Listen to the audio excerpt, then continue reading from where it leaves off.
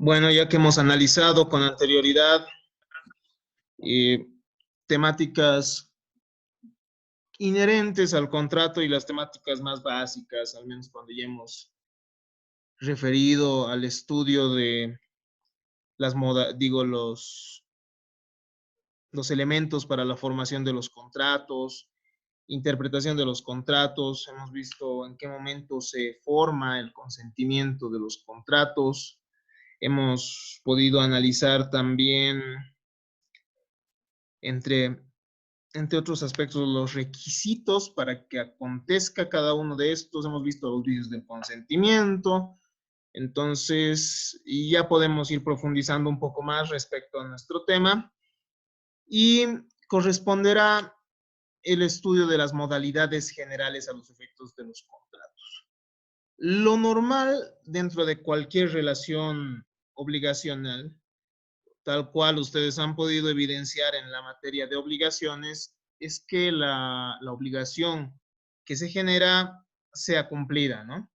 Una vez que existe un vínculo entre un deudor y un acreedor, no queda más remedio que cumplir la obligación. Si no se lo hace de manera voluntaria, se puede acudir a los mecanismos legales para, para, poder, eh, para poder realizar para que se realice el cumplimiento de esta obligación por la fuerza, ¿no? Entonces, de igual manera, los contratos, una vez perfeccionados, deben, deben cumplirse, ¿no? Los contratos bajo un principio de pacta sunt servanda, que establece que la palabra empeñada debe cumplirse, deben cumplirse, ¿no? Tienen esa finalidad y el legislador permite que las personas celebren los contratos más diversos, sin embargo, no siempre estos se cumplen. Entonces, se van a establecer ciertos efectos, ¿no? Pese a que el legislador dentro de esas posibilidades, dentro de estas posibilidades de negociación que otorga a las partes, también regula institutos que, que se van dando en la realidad, ¿no? Modificaciones a los efectos naturales de los contratos, es decir, lo normal en los contratos es que los mismos se cumplan. La excepción, la regla es que se cumplan, ¿no? La excepción es que estén sometidos a una modalidad, es decir, que se tenga que someter el cumplimiento del contrato a cierto instituto jurídico diferente, se tenga que someter el cumplimiento del contrato a cierto lapso de tiempo, se tenga que someter el contrato a cierta modalidad, ¿no? Que es lo que estamos estableciendo. Entonces, las modalidades son las modificaciones a los efectos naturales de los contratos, de los negocios jurídicos, que se van a introducir a los mismos por la voluntad de las partes contratantes. Estas pueden ser generales o específicas. El día de hoy nosotros vamos a ver esas modificaciones genéricas que pueden darse respecto a cualquier contrato, ¿no? Modalidades genéricas que incluso entran dentro de muchas otras obligaciones. Se les denomina también elementos accidentales, ya que no son necesarios, ¿no?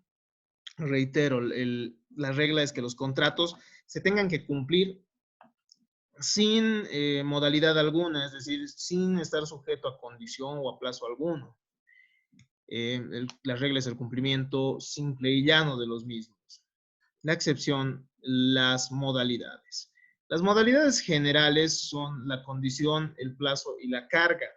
La carga se va a dar en contratos, bueno, en actos jurídicos que son sucesorios, ¿no? En testamentos, etcétera, que implica el desempeño de determinada conducta por una persona con la finalidad de beneficiarse, ¿no?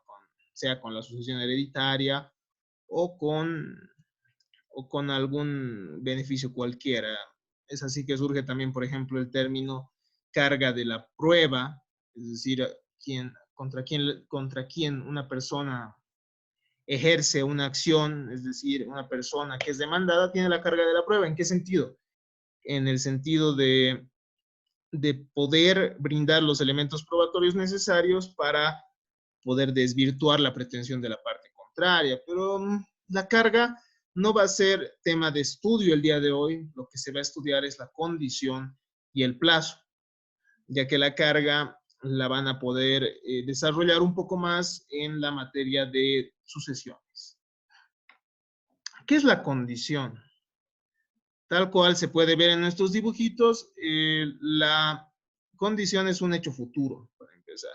Es algo que va a suceder en el futuro, pero que no se sabe si va a llegar a suceder. Por eso es que tenemos aquí el muñequito que se está realizando las cuestionantes, las interrogantes, y demuestra incertidumbre, ¿no? Entonces es un hecho futuro e incierto del cual depende el nacimiento de una obligación o la extinción de una obligación. Y en esta definición nosotros encontramos tanto al plazo extintivo, a la condición suspensiva como a la condición resolutoria. En la condición suspensiva, el contrato todavía no ha nacido, es decir, los derechos, mejor dicho, el contrato ha nacido, pero los derechos todavía no han nacido. Y en la condición resolutoria, los contratos, los derechos, pueden llegar a extinguirse, ¿no? Los derechos se pueden llegar a extinguir si se cumple este hecho futuro e incierto. Todavía seguramente no es tan claro, ¿no? Esto tiene su antecedente en el derecho romano en una figura que se denominaba el incertus ad incertus quandum. Es decir, no es cierto si el hecho futuro va a llegar y no se sabe cuándo va a llegar. Entonces, muchas veces nosotros podemos decir a las personas, qué sé yo, Ivana, te voy a vender mi casa, pero si es que el contratista me entrega, a ver, ¿cómo podríamos poner una condición? Te transfiero mi casa si es que, bueno, te regalo mi casa si es que terminas la carrera, ¿no? Puede suceder eso ante, qué sé yo, puede suceder eso de un padre en una promesa respecto a un hijo, ¿no? Al manifestarle, bueno, tú vas a adquirir un derecho el momento en que se cumpla, que tú termines tu carrera. Entonces, es un hecho futuro el que tú termines tu carrera. Y es incierto, ¿no? Nunca se sabe qué pueda llegar a pasar. Obviamente, ustedes sí van a terminar, ¿no? Pero para cualquier otra persona es muy, muy complejo. Entonces, tenemos diferentes clases de condiciones que están previstas en nuestra legislación. Dentro de las condiciones nosotros encontramos la condición casual, en la cual el hecho futuro e incierto del cual depende el nacimiento o extinción de los derechos, depende de un hecho ajeno tanto al obligado como como al deudor, bueno, como al acreedor, perdón. Por ejemplo, te venderé mi auto si gano la rifa, ¿no? Una persona que está jugando a una rifa para ganarse un auto nuevo de 0 kilómetros del año, entonces puede prometerle a otra persona venderle el auto en caso de ganar la rifa. Entonces aquí se evidencia que el hecho que va a generar el derecho es ajeno a la voluntad de las partes. Esto está previsto en el artículo 504 y es totalmente posible que eso suceda dentro de los contratos. Es decir, que los contratos pueden estar sometidos, pueden someterse pueden someterse a un hecho ajeno a la voluntad de las mismas partes. También encontramos la condición potestativa. En la condición potestativa, el hecho futuro e incierto va a depender de una sola de las partes. Es así que encontramos dos tipos de condiciones potestativas. La condición meramente potestativa y la condición simplemente potestativa. La condición meramente potestativa es aquella en la cual el hecho futuro e incierto depende simplemente del acreedor. Ejemplo, si quiero, te voy a prestar dinero el día de mañana. Y este tipo de obligación, este tipo de condición no va a surtir efectos. Sin embargo, la condición simplemente potestativa va a depender de la actitud del deudor, ¿ya? Es decir, surte efectos jurídicos de acuerdo a la voluntad del mismo. Ejemplo, si quieres, mañana te presto dinero. Entonces, si es que el deudor el día de mañana demuestra esa intención de querer generar el vínculo obligacional, se va a generar la misma, se va a generar el contrato, ¿no? Y se va a, o sea, es válido que el contrato esté sometido a este tipo de condiciones. Ya se ha generado el contrato, solo que estaba sometido a esta obligación, a esta condición de carácter simplemente potestativo. Puede suceder también que las obligaciones establecidas en los contratos, las obligaciones y consiguientemente derechos establecidos en los contratos, dependan de la voluntad de una de las partes y también de un acontecimiento o extraño o voluntad de un tercero. Y aquí tenemos un ejemplo, ¿no? Si vendes ese automóvil a Pedro, te regalaremos una lavadora. Eso pasa, por ejemplo, muchas veces en, qué sé yo, como incentivos a trabajadores, ¿no? Si es que tú vendes esto a nuestro cliente, entonces vas a tener un derecho, ¿no? Y es que nosotros te regalemos un determinado bien, en este caso este bien mueble que es la lavadora.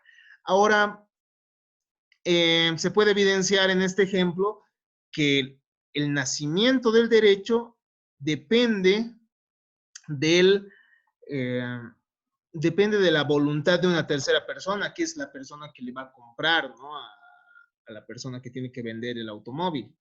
Puede darse otro ejemplo, por ejemplo, Walter Kaune se va a referir a un ejemplo en el que le dice, ¿no? El padre a su hijo, te regalo el auto, te regalo el automóvil de la casa si es que tú te casas con María. Si se dan cuenta, en este caso existe una voluntad ajena de la cual depende el nacimiento del contrato, pero también va a depender de la persona que puede tener el derecho, porque al fin y al cabo podrá enamorar a María, o en este caso la persona que tiene que vender el auto puede realizar los actos necesarios para perfeccionar el contrato. Las clases de condiciones. Dentro de las clases de condiciones también encontramos las condiciones posibles e imposibles. Y bueno, obviamente las condiciones imposibles se consideran como no puestas, así de sencillo, ¿no? A ver, vamos a revisar un poquito de esto. 507. La condición imposible se consideran no puestas, salvo que la condición haya sido determinante para el contrato, en cuyo caso es nulo. Si es que la condición es determinante para el contrato y es imposible, entonces el contrato, esto puede llegar a anular el contrato, ¿no? Por una causa ilícita. Pero la condición, obviamente, tiene que procurar ser posible. El hecho futuro e incierto puede ser materializado, dice, ¿no? Mientras no vaya contra la ley, el orden público y las buenas costumbres. Entonces es posible someter nuestras obligaciones a condición suspensiva, resolutoria, casual, potestativa o mixta. Potestativa simplemente es simplemente potestativa, ¿no? Sin embargo, la condición debe ser mínimamente posible. En caso de ser imposible, sea material o jurídicamente, la prestación se considera, la condición se considera como no puesta. Y al ser considerada como no puesta, entonces se puede cumplir simple y llanamente el contrato, ¿no? ¿Qué más podemos decir respecto a esto? Existen dos tipos de imposibilidad, y es la imposibilidad jurídica y la imposibilidad material. La imposibilidad jurídica es un acontecimiento contrario a la ley, el orden público y las buenas costumbres. Puede suceder que una de las partes someta a condición, o bueno, las partes decidan someter a una condición ilegal el nacimiento de las obligaciones. Es decir, te vendo mi casa si es que matas a José, por ejemplo. Entonces, estamos estableciendo una condicionante de carácter ilícito, por lo cual se la puede considerar como no puesta. El problema es que también esto puede llegar a ser determinante, y si es determinante, puede llegar a anular el contrato por causa ilícita. Sin embargo, reiteremos, considerando el último trabajo, que las nulidades no pueden operar de oficio, sino que deben operar a instancia de parte, ¿no? Imposibilidad material. También puede darse la imposibilidad material de las condiciones que han establecido las partes. Y eso se da por ser contrarios a las leyes de la naturaleza. Uno no puede comprometerse a, bueno, te voy a regalar mi auto si es que lanzo esta manzana al aire y se queda en el aire. No ve. Existe una ley de gravedad, por ejemplo, que va a impedir aquello. Entonces, al ser imposible, se considera no puestas este tipo de cláusulas. Tenemos en el ejemplo, te vendo este auto si tocas el sol. Es un aspecto que resulta totalmente contrario a las posibilidades físicas siquiera, ¿no? Y es que al final nuestro código se basa en el principio de que nadie está obligado a lo imposible, por lo cual las cláusulas que se refieran a condiciones imposibles, reitero, se las considera como no puestas, y si es determinante para el contrato, se las puede considerar hasta nulas, ¿no? Las dos de las condiciones más importantes que se estudian son la condición suspensiva y la condición resolutoria, ¿no? La condición suspensiva es un acontecimiento futuro e incierto del cual depende el nacimiento de un derecho y también obviamente de la obligación que correlativa del mismo. La condición resolutoria, por su parte, es un acontecimiento futuro e incierto del cual depende la extinción de un determinado derecho. Ahora, la condición suspensiva y condición resolutoria tienen 3 momentos y eso es sumamente importante tomar en cuenta. Espero que lo consideren y de esto sí deberían tomar mucha atención, ¿no? El momento en que realizan el estudio de este instituto. La condición suspensiva va a estar pendiente mientras no se haya cumplido el hecho futuro e incierto. Se va a considerar cumplida cuando el hecho futuro e incierto acontece y sucede. Y se la va a considerar fallida cuando el hecho futuro e incierto no acontece o se tiene la seguridad que no va a acontecer en el futuro. Por ejemplo, qué sé yo, un ejemplo de condición suspensiva fallida, ¿no? Te regalo mi auto, un padre que le dice al hijo que le va a regalar el auto si es que se casa con una determinada persona y aquella persona fallece. Entonces se va a dar es imposible ya el cumplimiento de la condición en aquel caso. Pero a ver, veamos qué es lo que puede suceder, cuáles son los efectos de la condición suspensiva pendiente. Cuando todavía no se ha cumplido el hecho futuro e incierto del cual depende el nacimiento de la obligación, ¿qué es lo que sucede? ¿A qué tienen derecho cada una de las partes? La futura parte acreedora, el posible acreedor, tiene derecho a realizar actos de conservación de su derecho.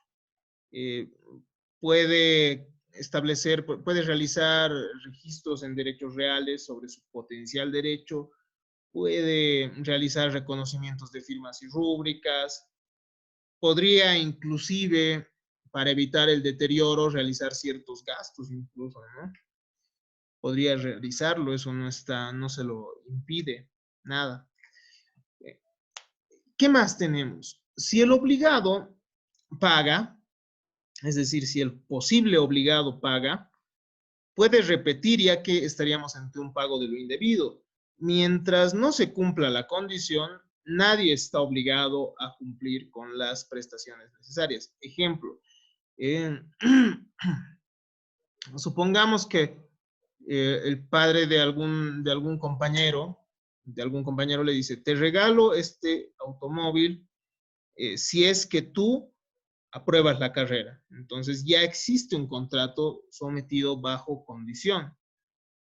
Y, bueno, te vendo mi automóvil a precio regalado, digamos, ¿sí?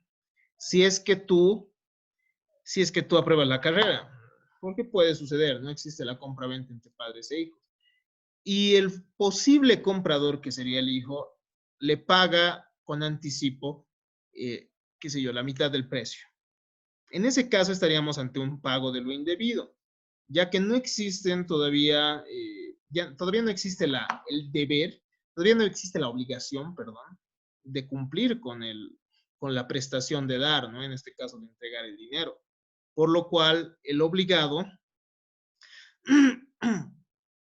a pagar el precio que ha pagado puede pedir la devolución de ese dinero, es decir, repite, ¿no? La devolución de ese dinero porque estaríamos ante un pago de lo indebido. El deudor sigue siendo propietario del bien en los casos de transferencia. En este mismo ejemplo, ¿no? Hijo, te voy a vender mi automóvil en caso que tú apruebes bueno, en caso de que tú termines la carrera. Durante todo el tiempo en el que no se ha cumplido la condición, el propietario que va a transferir mantiene su derecho, ¿no? Mantiene el derecho propietario que tiene.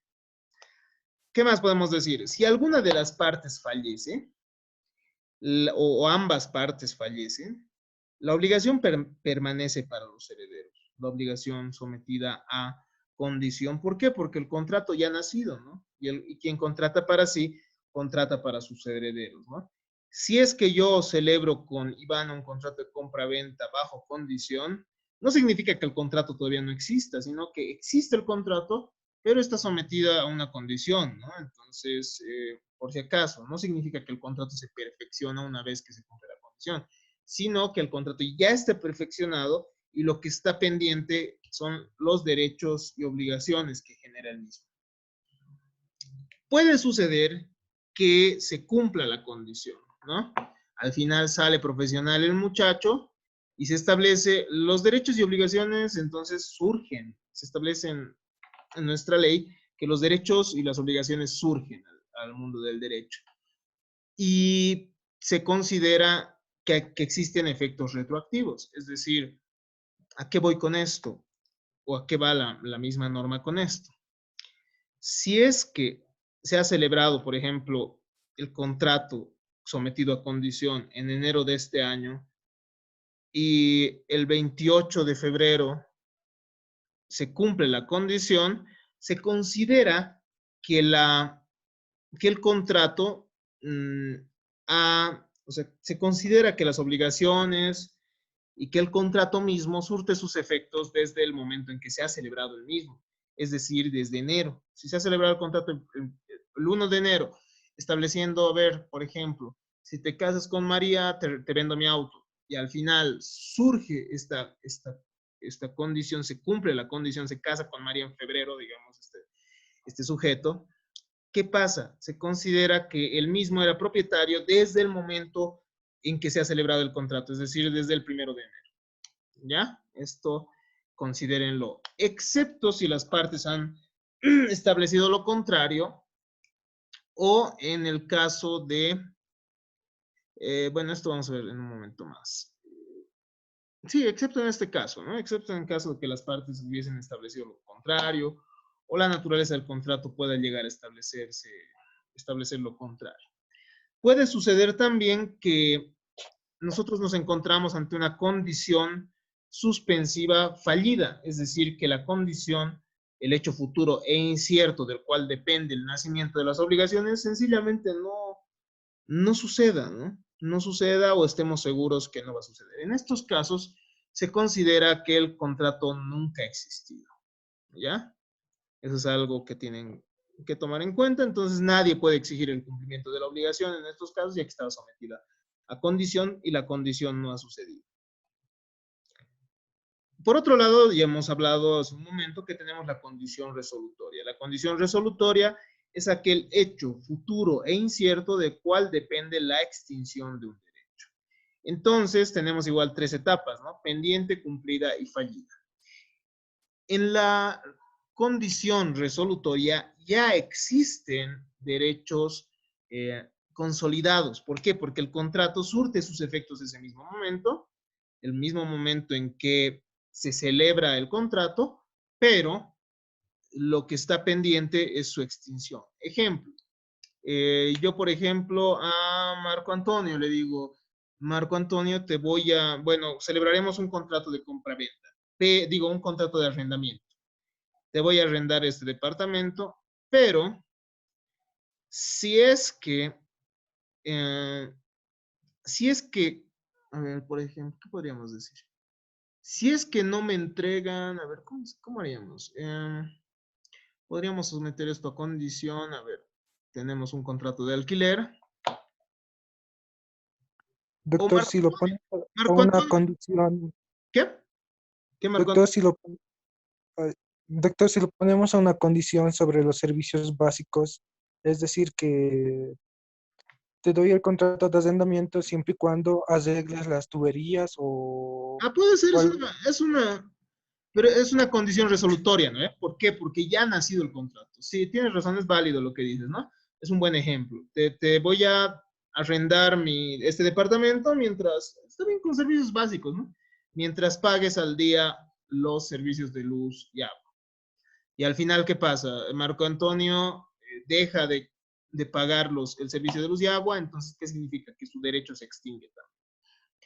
Tenemos tres etapas también, ¿no? En esta condición resolutoria. Pendiente. ¿Qué pasa en la condición resolutoria pendiente? El derecho ya ha nacido, lo que está pendiente es su extinción. El derecho ha nacido con todas las facultades que su ejercicio permite. Puede suceder, por ejemplo, que le diga también a alguien, te vendo. Existe, por ejemplo, el contrato de compra-venta con pacto de rescate. Eso es lo que se celebra, por ejemplo, esto es lo que se celebra en las comerciales, ¿ya? Cuando uno va y piensa que está dando en prenda, pero en realidad lo que le hacen firmar es un contrato de compra-venta con pacto de rescate, que si yo deja su televisor y uno revisa, ¿no? ¿Qué es lo que está diciendo este contrato? Que si uno no paga un cierto importe a la comercial, que es mensual, ¿qué va a pasar? El, no, mentira, este es suspensivo porque no han nacido. Es un contrato de compra-venta. Es decir, que ya se ha transferido. Pero están diciendo que si tú en algún momento pagas el precio que ellos te han pagado, si es que tú devuelves, entonces te devuelven también el bien. ¿Qué es lo que sucede entonces en este contrato de compra-venta con pacto de rescate? Ya has transferido el bien, pero ya pertenece a la otra parte y en caso que tú consigas pagar el monto del precio en el futuro, se extingue el derecho, ¿no ve? Entonces, este es un ejemplo válido para esta condición resolutoria. Y bueno, hay una etapa pendiente, ¿no? Entonces, surte todos sus efectos. ¿Qué significa? La otra parte ya es propietaria, si es que tú lo has vendido y está sometido en este caso a una condición, ¿no? Ejemplo, te presto mi laptop hasta que salgas abogado, ¿no ve?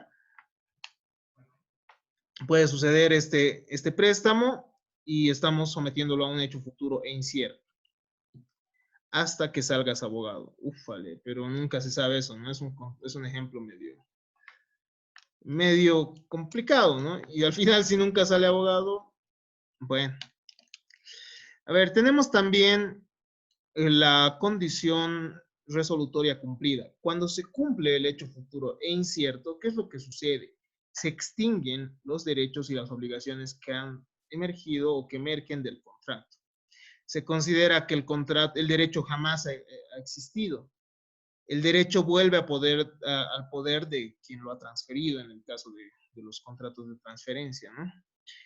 Y acontece la retroactividad de los efectos, la retroactividad del contrato, es decir, se considera que nunca se ha celebrado el contrato, excepto en los contratos de tracto sucesivo, en los cuales ya se ha realizado prestaciones recíprocas. Por ejemplo, en el contrato que habíamos dicho con el ejemplo de Marco Antonio, ¿no? Yo, Marco Antonio, te voy a arrendar este bien mientras tú pagues los servicios básicos. Entonces, ¿qué va a pasar? Él va a estar pagando un canon de arrendamiento. Entonces, en ese caso, no procede la devolución de los montos del arrendamiento que hubiese pagado, ¿no? De los montos del canon de arrendamiento que hubiese pagado, porque estamos ante prestaciones que han emanado de ambas partes también, y al ser de tracto sucesivo ya se han cumplido en el tiempo las prestaciones por ambas partes, y sería hasta injusto que, porque esto, bueno, la injusticia sí es importante, ¿no? En materia civil, el carácter moral y todo esto, y la equidad de las prestaciones que siempre se busca, sería hasta injusto que se restituya, ¿no? Los montos de dinero que se han pagado como en mérito a un contrato de alquiler, por ejemplo, lo que estamos manifestando, ¿no? Puede suceder también que la condición resolutoria sea fallida, es decir, que el hecho futuro e incierto no suceda o estemos seguros que no va a suceder. En este caso, se consolida el derecho de la parte que ha adquirido ya los derechos y, bueno, como no se va a cumplir, pues ya es propietaria, ya es acreedora según las situaciones que correspondan, ¿no? ¿Qué más podemos decir? A ver, tenemos también dentro de las modalidades de los contratos, a ver, déjenme ver, en 9 minutos, si alcanzamos. Tenemos dentro de las modalidades de los contratos el plazo, esto que ustedes ya conocen. Nuestro anterior contrato estaba sometido a plazo, por ejemplo, ¿no? Que yo les di, pero estaba mal redactado para que ustedes puedan interpretarlo. El plazo es un acontecimiento futuro y cierto del cual depende el ejercicio o la extinción de un derecho. Este tiene su antecedente en el derecho romano bajo una figura que era denominada el certus ancertus quandum. ¿Qué tipos de plazos tenemos? Tenemos dos tipos de plazos, el plazo suspensivo y el plazo extintivo. El plazo suspensivo es aquel hecho futuro y cierto, es decir, algo que sí va a suceder, sabemos que un día va a llegar, porque se va a establecer el día específico, la hora puede establecerse, entonces sabemos que va a llegar ese acontecimiento futuro, del cual depende el ejercicio de un derecho. En este caso tenemos que considerar algo, ¿no? No se está estableciendo el nacimiento del derecho. El derecho ya ha nacido, lo que está pendiente es su ejercicio. Por ejemplo, Pedro es acreedor de Juan y Juan le va a pagar la suma de $30,000 el 30 de diciembre de 2021. En este caso, Pedro ya tiene el derecho. Lo que se está suspendiendo en el plazo suspensivo no es el nacimiento del derecho, sino su ejercicio, es decir, el momento que se tiene que materializar el derecho. Se sabe que el acontecimiento entonces va a llegar. El plazo extintivo, por su parte, es un acontecimiento futuro y cierto del cual depende la extinción del derecho. Y bueno, esto nosotros lo vemos constantemente, ¿no? El arrendamiento de la tienda se realizará hasta el 10 de julio de 2021. El presente contrato de antícresis tiene una vigencia hasta tal fecha. Entonces el plazo sabemos que va a llegar, es un hecho futuro y cierto, a diferencia de la condición que hemos visto que es un hecho futuro e incierto. Cuando nosotros analizamos las similitudes entre la condición y el plazo, podemos decir que ambas son modalidades generales de los contratos y modifican los efectos de los contratos. Reitero, los contratos deberían tener efectos de cumplimiento inmediato, ¿no? De las obligaciones, es decir, sin someterse a plazo o a condición, pero estas modalidades son aplicables a cualquier tipo de contrato. Ambos acontecimientos son futuros, solo que el plazo es cierto y la condición es incierta, ¿no? ¿Qué podemos ver respecto a las diferencias entre estos institutos jurídicos? La condición es un hecho futuro e incierto, el plazo es un acontecimiento futuro y cierto. En la condición suspensiva, el derecho no ha nacido, lo que les manifestaba hace un momento, ¿no? El derecho en la condición suspensiva no ha nacido, el momento en que se cumple la condición, nace recién el derecho, pero en el plazo suspensivo ya existe un derecho, lo único que falta es su ejercicio. En la condición resolutoria se extingue el derecho retroactivamente. En cambio, cuando se da el plazo suspensivo, cuando acontece el plazo suspensivo, es decir, cuando llega ese hecho futuro y cierto, se extingue solo para lo venidero. Es decir, en caso del plazo no hay efectos retroactivos como en la condición que hemos visto que se considera que el contrato se hubiese celebrado y hubiese surtido efectos desde el primer momento, ¿no? en que las partes han acordado. Efectos retroactivos, entonces, ¿no? La condición tiene efectos retroactivos, no así el plazo. De esta manera es que hemos analizado estas modalidades generales de los contratos. Si es que ustedes tienen alguna duda respecto a cualquiera de ellas, pueden acudir a la plataforma virtual o también acudir a nuestra siguiente retroalimentación que va a realizarse el día miércoles. Entonces, simplemente es darle una revisión. Yo creo que es un tema sencillo para, para aprender. Simplemente, bueno, lo que sí es un poco ya más complejo es tener digámoslo así, familiarizarse con los términos, ¿no? Con la condición suspensiva, condición resolutoria, casual, potestativa, mixta, etcétera, o con el plazo extintivo y el plazo suspensivo, pero eso ya dependerá de la lectura que cada uno realice por su cuenta. En un momento más, a ver, vamos a detener.